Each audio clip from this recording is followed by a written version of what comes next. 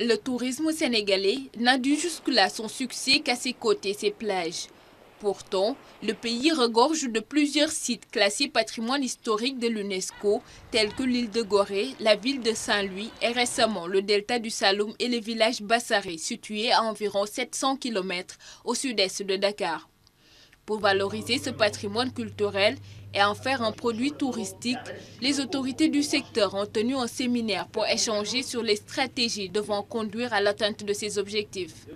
Le département s'est engagé depuis quelques années, à côté des professionnels privés, à diversifier le produit touristique.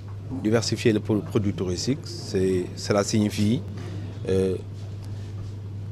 mettre en exergue l'ensemble du potentiel de notre pays. Et vous, comme vous le savez, nous avons du potentiel dans bien d'autres domaines.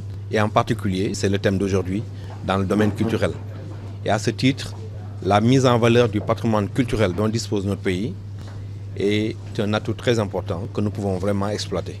Le pays a souhaité bénéficier de l'expérience de l'Espagne, classée 3e pays mondial en matière de tourisme avec 60 millions de visiteurs par an. Le Sénégal compte déjà avec tous les atouts pour devenir un point de référence. Il y a une énorme richesse naturelle, il y a un patrimoine matériel très intéressant, il y a un patrimoine immatériel dont le meilleur représentant est le dynamisme de sa culture, et surtout il y a un peuple accueillant et hospitalier qui vraiment veut encourager le tourisme dans ces pays. Ce sont des atouts indéniables qui peuvent faire du Sénégal une destination touristique de référence, sans doute. En fait, l'ambition était tout simplement très noble. Elle consistait à créer, on va dire, une forme de partenariat, de pont entre le Canada et le Sénégal, entre le Canada et le reste de la francophonie, entre le Canada et l'Afrique, tout simplement du point de vue culturel, mais également du point de vue académique.